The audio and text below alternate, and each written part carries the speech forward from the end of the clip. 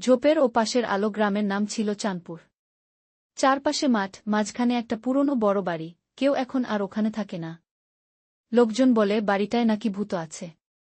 কেউ গেলে রাতের বেলা ঝোপের ও পাশ থেকে আলো জ্বলে ওঠে। একদিন 10 বছরের রানা ঠিক করল, ভূত না ভূত সে নিজে চোখে দেখবে। ব্যাগে টর্চ, বিস্কুট আর একটা পুরনো কম্বল নিয়ে রওনা দিল সন্ধ্যার একটু পর। বাড়িটার ভেতর ঢুকে রানার গলা শুকিয়ে গেল। সব দরজা কু করে শব্দ করে, বাতাসে ধুলোর গন্ধ।